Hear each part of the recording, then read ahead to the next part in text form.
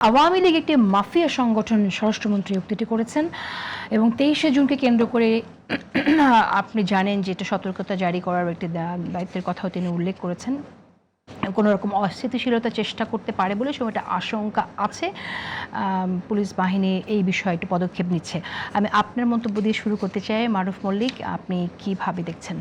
এটা অবশ্যই উনি যেটা বলেছেন, আওয়ামী লীগ একটা আসলে পলিটিক্যাল মাফিয়া এবং তাদেরকে বিশ্বাস করার ন্যূনতম সুযোগ নেই। তো নিষিদ্ধ ঘোষিত একটা সংগঠন তার প্রতিষ্ঠা বার্ষিকী কিভাবে পালন করবে আমি তো বুঝতে পারছি না।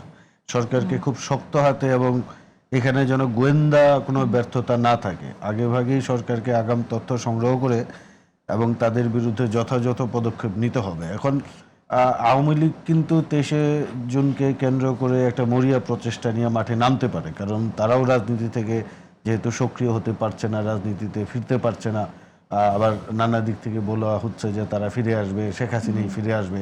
এই যে রাজনৈতিক যে একটা চর্চা একটা দলের, এখন আমরা আওয়ামী লীগকে নিষিদ্ধ বা মাফিয়া দল বলি, কিন্তু আওয়ামী লীগ কিন্তু তাদের নিজেদেরকে মনে করে যে তারা বাংলাদেশে ফিরে আসবে।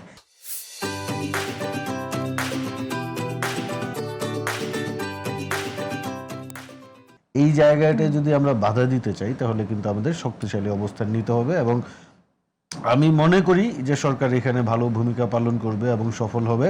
কারণ ৭৫-এর পরে এই যে যারা ধরেন এখনো পর্যন্ত শেখ হাসিনা নামে স্লোগান দিচ্ছে, আওয়ামী লীগের পক্ষে স্লোগান দিচ্ছে, তারা তো এই দেশেরই নাগরিক। তাদের সবার বিরুদ্ধে তো ফৌজদারি কোনো মামলাও নেই। তাহলে এটা অনেক বড় একটা ইস্যু রয়ে গেছে। সেই ইস্যুটা তাহলে সমাধান কিভাবে হবে? এটার সমাধান হচ্ছে তাদের বিরুদ্ধে কোনো ফৌজদারি কোনো অপরাধের অভিযোগ নাই, কিন্তু তারা আওয়ামী লীগের পক্ষে কোনো স্লোগান দিতে পারবে না যেহেতু আওয়ামী লীগ নিষিদ্ধ। ধরেন জার্মানিতে কিন্তু যারা হিটলারের সময় নাৎসি বাহিনীর সদস্য ছিলেন বা নাৎসি আদর্শকে এখনো ধারণ করেন, তারা কিন্তু প্রকাশ্যে হেইল হিটলার বলে স্লোগান দিতে পারে না, কারণ এটা নিষিদ্ধ। তারা অন্য কোনো কাজকর্ম করবে, অন্য কোনো রাজনৈতিক কাজ করবে, ব্যবসা বাণিজ্য করবে, তাতে বাধা নাই। কিন্তু পার্টিকুলারলি ওই দলের সিম্বল, ওই দলের স্লোগান, ওই দলের কথা যখন বলবেন, অবশ্যই তাদের উপর তখন আইন শৃঙ্খলা বাহিনীর ব্যবস্থা নেবে, এটাই স্বাভাবিক। আর আমি যেটা বলতে চাচ্ছিলাম যে এই যে যারা মিছিল টিছিল করছে অতি উৎসাহী হয়ে, তারা মনে করছেন যে আওয়ামী লীগ ফিরে আসবে। এবং এই কথাটা বলতে গেলে আমরা যখন গত ১৭ বছরে বলতাম যে শেখ হাসিনার পতন ঘটবে, তখন তারা বলতো যে আসলে এটা সম্ভব না।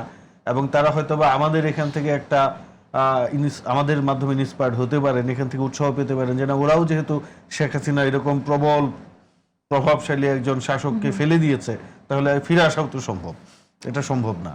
কারণ হচ্ছে ৭৫-এর পরে যে আওয়ামী লীগের পুনর্জন্ম হয়েছিল শেখ হাসিনার হাত ধরে, দেখেন শেখ হাসিনা এসেই কিন্তু আওয়ামী লীগকে সংগঠিত করেছিল এবং শেখ হাসিনাই কিন্তু আওয়ামী লীগের পতন ঘটিয়ে গিয়েছে। কারণটা হচ্ছে পলিটিক্সে পাওয়ার কেন্দ্রিক একটা স্ট্রাগল থাকে, যে কোনো পলিটিক্যাল লিডারই পাওয়ার শিকার হয়, কিন্তু যখন আপনি অ্যাবসলিউট পাওয়ার শিকার হবেন তখন কিন্তু ওই শাসকের পতন অবশ্যম্ভাবী। হ্যাঁ, এবং ওই দলেরও পতন একদম ইনএভিটেবল, আপনি এটাকে কোনোভাবেই অ্যাভয়েড করতে পারবেন না। তো সেই আর আওয়ামী লীগ যেই কাজটা করছে, যে এদের লোকজনদেরকে উস্কানি দিয়ে মাঠে নামাচ্ছে, বাইরে থেকে নানা কথাবার্তা বলে, শেখ হাসিনাও বলছে, তারা চাচ্ছে যে যে আওয়ামী লীগের কিছু বোকাশোকা লোকজন এই কথাবার্তা শুনে মাঠে নামবে, সরকার দমন করবে। তারা চায় যে তাদের উপর একটা দমন নিপীড়ন হোক। আজকে যদি ধরেন আওয়ামী লীগের মানুষ নামে মাঠে এবং আওয়ামী লীগের যারা প্রতিপক্ষ আছে বা জুলাইয়ের পক্ষের লোকজন যারা আছে, তারাও যদি মাঠে নামে এবং সেখানে যদি একটা রাজনৈতিক সংঘর্ষ হয়, রক্তপাত হয়, এটাকে পুঁজি করে তখন আওয়ামী লীগ আন্তর্জাতিক মহলে প্রচার করবে আমরা ভিকটিম। তার মানে কি, আওয়ামী লীগের, আমার এই প্রোগ্রাম যারা দেখছেন এবং আওয়ামী লীগের যারা সমর্থক আছেন, নিরীহ সাধারণ আওয়ামী লীগের সবাই তো খারাপ না, কিছু লোকজনের তো তারা ভোট দিয়েছেন কেবল আওয়ামী লীগকে।